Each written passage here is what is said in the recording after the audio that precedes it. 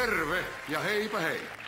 Mä olen Ismo. Ja tää on... Haluut sä 5 tonnia? Seppo hei. Mitä? Haluut sä 5 tonnia? Joo. Tää taitaa olla oikea pelinainen. Perhana. Ensin yksi kysymys. Joo. Kuka näistä on Homo. Ossi? Taneli. Seppo vai Ismo? Tällä tavalla sun edellisessä työpaikassa toimittiin. Kyllä.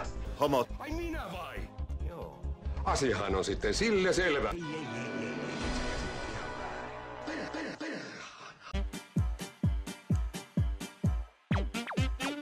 Seppo hei. Joo.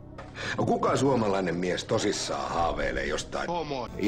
Seppo. Taneli. Vai? Ismo. Enpä oo tullut ajatelleeksi. Haluut sä soittaa kaverille? Kyllä.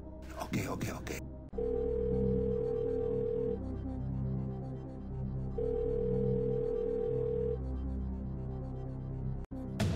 Pulla. Mikäs peltipanikka se tänne meidän koppiin on jäänyt lojumaan? Älä nyt koske! Kiitos kun muistutit mua näistä aarteista. No voi paska. En mä tiedä. Pulla.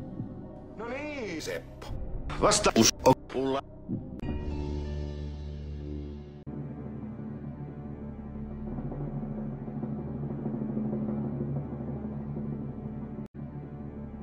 Vasta ihan väärin. Voi saakeli tätä elämää! Miksi mä ylipäätään tänne tulinkaan?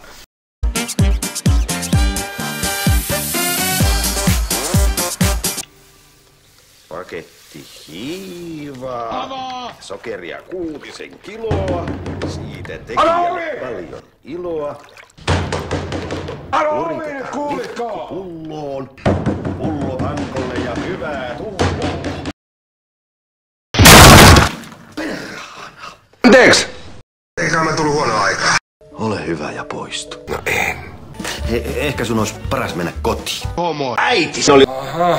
Koita nyt rauhoittua! No en. Siitä sait. Minä en anna sulle pontikkaa kuin tuossa kunnossa.